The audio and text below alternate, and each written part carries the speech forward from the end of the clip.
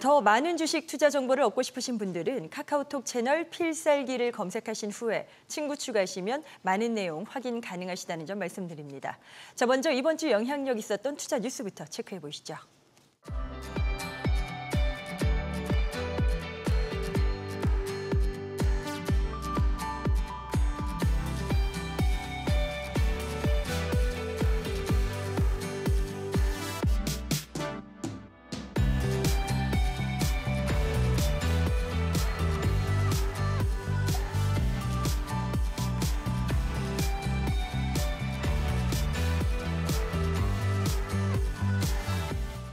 네, 코스피는 3,200선 위로 올라오면서 그간의 충격파를 다시 되돌려 놓은 모습입니다.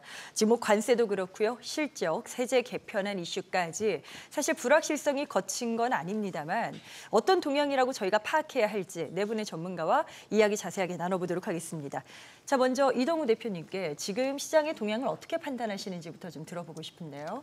일단은 큰 관점 속에서는 방향 자체가 크게 바뀌지 않은 상황인데요. 짧은 관점으로 보면 아마도 좀 답답한 면들이 좀 있을 것 같습니다. 하지만 이제 걱정 안 하셔도 될 것 같은데요. 실적 발표 시즌만 지나면 상승세가 다시 이어질 가능성이 좀 높아 보입니다. 네. 지난 3년간 미국 증시를 보더라도 12번의 실적 시즌 동안 85% 넘는 확률로 조정과 하락을 좀 거친 뒤에 재차 상승을 지속해 왔고요. 이번에도 크게 다르지 않을 전망입니다. 대외적인 요인으로는 이제 관세 이슈가 일단락이 되면서 이제 3분기 실적 발표 시기인 10월 중순까지는 실물 경기에 영향을 끼치는 부분을 확인하는 과정이 될 듯하고요. 네. 그리고 대내적으로는 이제 세제 개편안의 양도세 기준, 대주주 기준이 절충안 또는 이제 50억이 다시 유력해 보여서 재차 시장에는 부담으로 작용하지는 않을 것으로 보입니다. 또한 오랜 시간 하락을 했던 종목과 업종군들이 상반기 네카오의 반등, 그리고 하반기에는 2차 전지 대형주들의 반등이 조금 보이기 시작하면서 유동성이 더욱 풍부해진 모습을 좀 보여주고 있는데 이로 인해서 이제 당분간 우상향을 지속할 수 있는 부분들이 예상이 되고요. 그로 인해서 이제 그 중간중간 쉬어가는 자리와 실적 발표로 인한 세론 물량들 이런 것들은 이제 매수 기회로 접근하시는 게 좋은 전략 같습니다. 방향 자체는 다시 한번 긍정적인 기대감을 가져볼 만하다 이렇게 또 판단하시는 것 같은데 기술적인 자리 분석도 궁금합니다. 내부적으로 정책적인 불확실성이 아직 남아 있고요. 또 미국에서는 금리 인하 그런 분위기가 또 이어지고 있고 이런 요건들을 봤을 땐 어떻게 저희가 지수 레벨대를 좀 파악해 볼 수 있을까요? 네.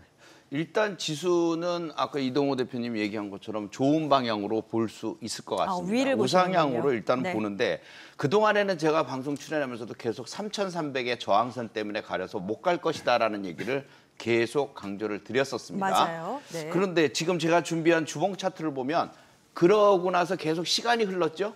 코스피 지수의 흐름이 계속 그 박스권 사이에 가려서 그 노란 선 위를 돌파를 못하고 있었던 그런 상황이거든요. 네. 그런데 이제 남아있는 내용이 바뀐 내용이 뭐냐면 금리 인하는 힘들어질 거다라고 얘기했던 부분이 9월에 이제 가능성이 높아진다는 얘기들이 나오기 시작했고요. 분위기가 그렇죠. 예, 네. 예. 그러면 그 내용이 가능성이 높아지고 미국의 빅테크 기업들의 실적이 좋아지고 우리나라의 문제점들이 하나씩 해결이 되는 상황에서 고객 예탁금이 70조 원을 넘나드는 상황들을 만들어내고 있다는 점은 곧 고객 예탁금이 하나의 모멘텀으로 작용할 수 있는 가능성이 높거든요. 네. 지금은 70조 원을 넘나들면서 오락가락하는데 이게 75조 원을 갖다가 넘어가게 되면은 이 파급력이 굉장히 좋아질 겁니다. 그러니까 쉽게 얘기해서 모멘텀이라는 것이 강력한 모멘텀이 생기면서 그걸 돌파할 것이라는 거죠. 네. 그래서 지금 상태는 아까 말씀드렸던 노란 선을 돌파 못하는 상황이었는데 고객 예탁금이 계속 들어오면서 그걸 치고 올라갈 수 있는 가능성이 높아지는 그런 수순으로 이어질 것이다 말씀을 드리겠습니다. 두 분이 다 상승 쪽에 대한 그런 또 예상을 보여주시는데 저희가 3,200 전후에서 늘 이야기 봤었던 거는 추가 동력이 과연 무엇인가? 여기서부터 더 이끌어줄 만한 힘은 어디에서 찾아야 하는가? 바로 이 부분이었습니다. 실제로 거래량이 급감하면서 외국인도 빠져나가고 기관도 이탈하고 이런 부분들을 걱정하시는 분들이 계신데요. 허인남 대표님, 수급 구도는 지금 충분히 문제 없는 상황이라고 봐도 되는 걸까요? 네, 가장 중요한 부분은 이제 그 수급 주체 중에서도 이제 외국인이라고 할 수가 있겠는데, 네네. 그 이제 이재명 새 정부의 정책 리스크가 이제 발생하면서 이제 외국인들이 이제 관망 모드로 이제 좀 전환되는 부분들이 지금 최근 이제 8월 국내 증시의 이제 조정의 흐름으로 연결되고 있습니다. 이제 지난주 급락에 대한 좀 기술적 반등은 나오고 있지만 그 거래량은 이제 절반 수준이 이제 2억 주대로 이제 좀 감소하는 그런 또 모습도 이제 보이고 있습니다. 결국에는 이제 8월 1일 그 정부의 세제 개편안 발표 후에 좀 분위기가 급변하는 분위기인데 좀 여론이 생각보다도 좀 정부의 그 생각보다도 안 좋다 보니까 네. 좀 조정 가능성은 충분히 이제 열려 있습니다. 뭐 정기국회 전 일부 내용이 좀 수정된다면 다시 한번 좀 수급 전환도 가능하다고 볼 수가 있겠습니다. 외국인들 동향 조금 더 여쭤보고 싶은데 김진인 대표님 의견은 어떠세요? 뭐 급격한 이탈 뭐 이런 걱정은 안 해도 괜찮을까요? 예, 그런 걱정 뭐 전혀 하실 필요 없을 것 같습니다. 네. 8월 들어가지고 외국인 수급을 잠깐 살펴보면요. 제가 현물하고 선물을 항상 같이 봐야 된다고 말씀드리고 있는데요.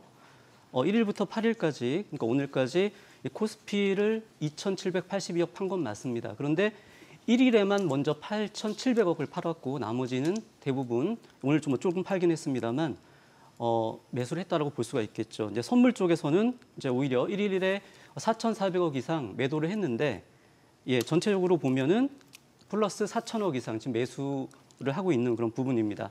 즉 1일 그 대주주 양도세 기준 재하향 문제 때문에 좀 외국인들이 격하게 대량 매도로 한번 반응을 했고요. 이후에 그 다시 매수세로 돌아선 그런 모습입니다. 네. 즉 다른 측면에서는 그러니까 이 양도세 이슈 외에 다른 측면에서는 아무래도 외국인들 여전히 매수 포지션으로 시장을 바라보는 게 아닌가 이렇게 볼 수가 있겠고요. 따라서 정부 여당이 양도세 기준 조정을 또 재검토 중에 있고요. 또 글로벌 머니 무브가 탈미국에서 이제 더 인신흥시장으로 계속 옮겨가는 이 흐름이 여전히 유효하기 때문에 네. 현 시점에서는 뭐 수급 변화 크게 우려 안 해도 되는 상황이라고 이렇게 판단하고 있습니다. 자, 그러면 세제 개편안 이슈와 관련해서는 어떨까요? 지금 정치권의 최대 쟁점으로 또 떠오르고 있는데 여당은 주식 양도세 대주주 기준 재검토에 나서는 반면에 야당에서는 또 증세로 주식시장에 찬물을 끼얹는다. 이렇게 반발하는 구도입니다. 지금 뭐 시장이 여러 차례 민감한 반응을 보이긴 했었고요. 지금 앞으로 어떻게 예측해 볼 수 있을지 허인남 대표님께서 좀 전망해 주신다면 어떻게 보십니까? 네, 우선 그 정책의 그 신호에 대한 시그널에 대한 그 상징성이 지금 시장의 충격으로 완전하게 이제 표현이 되었기 때문에 네. 충분히 다시 한번 원래대로 이제 돌아갈 거라고 이제 볼 수가 있겠는데 먼저 이제 민주당에서부터 이제 대통령실에 다시 원안대로 이제 50억 유지 의견을 이제 좀 전달했습니다. 추가적으로 좀 절충안도 제시가 되고 있는데 뭐 20억에서 30억 구간으로 다시 한번 절충안도 제시되고 있지만 오히려 절충안이 제시됐을 때는 오히려 불확실성의 기간이 지속될 수 있는 그런 문제가 있기 때문에 예상대로는 한 50억 유지 그거가 좀 유력해 보입니다. 이렇게 되면 앞서 말씀드린 대로 이제 외국인의 수급 전환 다시 한번 좀 순매수 기지로 돌려 나왔을 때 지금 이제 코스피의 타점이 이제 21년의 그 정고점 위치이기 때문에 추가 동력이 상승 동력이 필요한 타점에서 이제 외국인이 돌아온다면 다시 한번 좀 돌파 시도도 연결될 수 있다고 볼 수가 있겠습니다. 알겠습니다. 자, 이번엔 앞서도 언급했었던 그 반도체 이슈로 들어가 보도록 하겠습니다. 자, 미 트럼프 대통령이 반도체 관세 100% 부과 이런 발언을 했습니다. 물론 확정된 수치는 아닙니다만 이런 표면적인 내용만 보더라도 그 악재성 재료로서는 그 파급력이 또 상당해 보이는데요. 많은 분들이 100%라고 생각을 하셨겠지만 오히려 또 반도체주는 반응이 나쁘지 않았습니다. 이유가 있을 텐데요. 지금 어떤 여건에 놓여 있다고 봐야 될까요? 이동우 대표님. 뭐 일단 절대적으로 보면 지금 확실히 기업들이 투자하기에는 조금 애매한 구간이라고 보여지는데 상대적으로 보면 국내 반도체 업체가 수혜 가능한 부분도 분명히 있다고 보여집니다. 미국 상무부가 현지 공장을 약송을 하면 관세가 없다는 점을 강조했고요. 네. 반도체 관세 부과 조치를 미국으로 유입될 반도체 건설 투자가 1조 달러 규모라는 것에 더 중점이 된 듯한데요. 결국 이제 대만 TSMC의 애리조나 공장에 2천억 달러 투자와 함께 관세 면제를 적용받은 데 이어서 이제 마이크론도 이제 아이다호와 뉴욕에 2천억 달러의 투자를 발표를 했고 국내도 삼성전자 같은 경우는 텍사스주에 파운드리 공장을 짓고 있는 상황. 그리고 SK하이닉스는 이제 인디애나주의 반도체 패키징 생산 기지 건설을 준비 중이라서 한국도 면제 또는 최혜국 대우는 받을 것으로 예상이 됩니다. 네. 또한 TSMC를 제외한 대만 기업과 중국 쪽 반도체 기업 등은 미국에 투자하지 않은 국가들의 대미 수출이 어려워져서 오히려 국내 반도체 업체들은 반사수혜를 충분히 받을 수 있을 거라고 생각을 하고 있습니다. 국내 반도체주들이 100%의 관세율을 부과받지는 않을 것이다. 이렇게 예상되는 건 다행이긴 합니다만 사실 아직 구체적으로 반도체 관세 품목 유형들이 다 정해진 건 아니거든요. 트럼프 대통령의 이런 발언들은 김진 대표님께서는 좀 어떻게 받아들이셨을까요? 이 발언들 항상 보면은 뒤에 좀 꼬리를 내리는 경향들이 있습니다. 일단 좀 처음에 그렇죠. 좀 세게 트럼프 나오는 스타일이죠. 부분이 있죠. 네. 그래서 이제 이번에 트럼프의 그 발언들을 다시 한번 또 행간을 읽어보면 좀 내추럴하게 또 이렇게 좀 제가 한번 표현을 해본다면 말 그대로 그냥 반도체 100% 관세를 부과할 것이다. 이 말은요. 바로 관세 폭탄 맞기 싫으면 알아서 미국에 투자해라. 미국에 네. 뭐 공장을 짓던가. 그렇죠. 네. 그리고 이제 본인이 생색내게끔 미국에 공장을 세우고 거기서 생산해라. 뭐 이런 말들이죠. 그렇다면 이제 우리 기업들 즉 주로 이제 삼성전자와 SK 하이닉스가 되겠는데 이 회사들은 이미 미국의 반도체 공장을 운영 중입니다. 또는 도시설치를 지금 진행하고 있기 때문에 관세 대상에서 결국에는 제외될 수 있다라고 이렇게 보시는 게 맞을 것 같고요. 네네. 트럼프가 결국에 또 이 말도 했습니다. 미국 내에서 제조되거나 제조를 확실히 약속한 기업은 관세 대상에서 제외된다고 했기 때문입니다. 거기다 이제 한 가지 더 체크할 부분은요. 지난 한미 간의 그 무역 협상 타결 시에 이 반도체와 바이오 부분에 대해서는요. 한국에 대해서 최혜국 대우를 해준다고 했어요. 네. 그 얘기는 뭐냐면 이 반도체 쪽에 지금 EU는 15%의 관세가 부과되기로 했기 때문에 우리는 많아야 15%, 그 이하도 될 수 있다. 이렇게 긍정적으로 봐도 될 것 같습니다. 자, 한미 정상회담 이슈도 좀 짚어볼까 합니다. 날짜는 8월 25일이 지금 유력한 상황이고요. 이제 투자의 관점에서 본다면 어떤 섹터를 주목할 필요가 있을까? 그 셈법이 복잡해지고 있는데 마스가 프로젝트 기대감이 있습니다. 자, 허인환 대표님, 그렇다면 조선주에 계속 주목을 할 것이냐 아니면 또 다른 떠오르는 업종이 있을 것이냐 이 부분을 좀 궁금해하실 것 같아요. 네, 우선 이제 말씀하신 대로 이제 그 조선 업종이 이제 한미 무역 협상 후에 좀 새로운 시장 주도력을 그냥 이번 주 발휘하기 시작하고 있는데 내용을 살펴보면 이제 협상에 따라서 조선업에만 약 1,500억 달러 규모의 이제 투자가 이제 확정된 상태입니다. 이에 좀 주도주라고 할 수 있는 하나오션이 이번 주 52주 신고가를 기록을 했고, 네. 그리고 또 HD 현대중공업, 또 HD 현대마린엔진 등이 이제 동반 이제 강세를 보였습니다. 조선업과 더불어서 우리가 좀 더 관심을 같이 봐야 할 섹터군으로는 역시 반도체, 그리고 또 바이오, 그리고 또 2차 전지 이렇게 볼 수가 있겠습니다. 이번 주 이제 수급 동향에 보시더라도 이제 2차 전지가 에코프로 그룹 중심으로 해서 올라오고 있고, 이제 반도체도 오늘 좀 시장이 좀 지지부진한 흐름에서도 중소형 반도체 소부장도 같이 올라오고 있습니다. 이제 결국에는 이제 조선업의 1,500억 달러 규모의 투자 확정과 더불어서 이 세 섹터에 이제 2천억 달러 규모도 투자 확정된 내용에 좀 기인하는 흐름입니다. 특히 이제 바이오 섹터를 좀 주목할 필요가 있겠는데, 바이오요? 네, 네. 7월 그 미 고용 지표가 좀 둔화되면서 9월 미 기준금리 인하 기대감이 다시 이제 확대되고 있습니다. 바이오 섹터는 이제 전통적으로 이제 그 금리에 민감한 기술주이기 때문에 이렇게 금리 인하 기대감이 확대된다면 이제 바이오 섹터는 자연스럽게 좀 수급에 긍정적인 좀 영향을 받을 수가 있습니다. 자, 지금 조선주에 대한 기대감이 높긴 합니다만 아직 보유하지 못하신 분들 입장에선 과연 지금 내가 이 섹터에 들어가는 게 맞는가 이런 고민들을 많이 하실 것 같아요. 신규 접근이 가능할까요, 김영구 대표님? 네, 지금 마스가 프로젝트 하면은 조선주가 가장 좋긴 하죠. 그런데 생각해봐야 될 게 있을 것 같아요. 네. 일단 주가가 많이 오른 점, 근데 거기에다가 마스가 프로젝트 때문에 더 오를 수 있다는 점, 뭐 이것까지 보면은 중장기적인 측면에서는 매력이 있어 보입니다.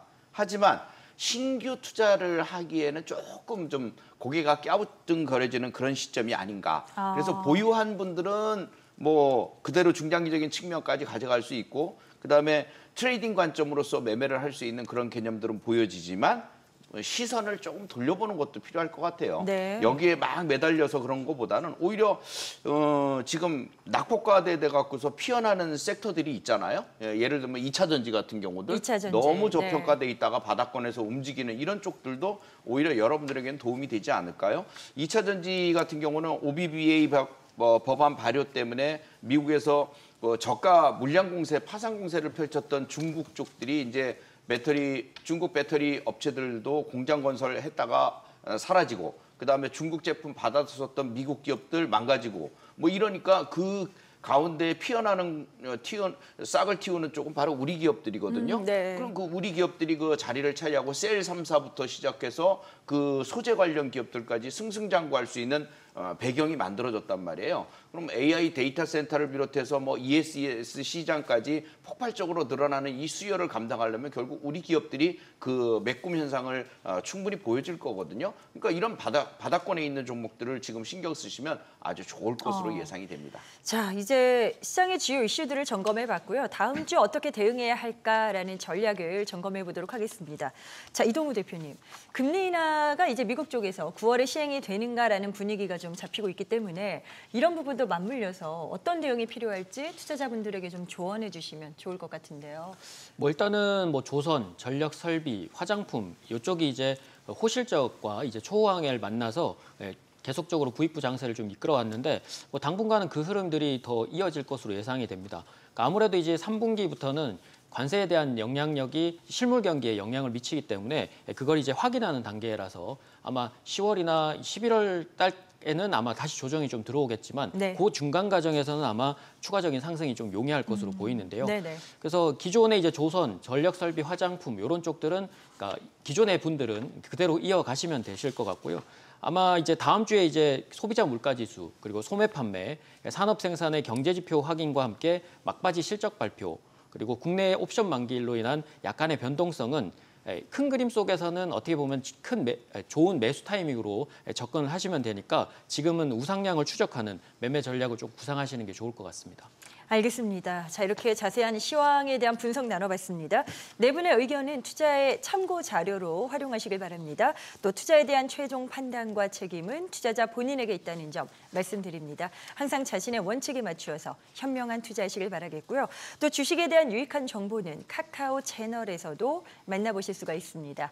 필살기를 채널명으로 검색하셔서 친구 추가하시면 다양한 정보 확인이 가능합니다.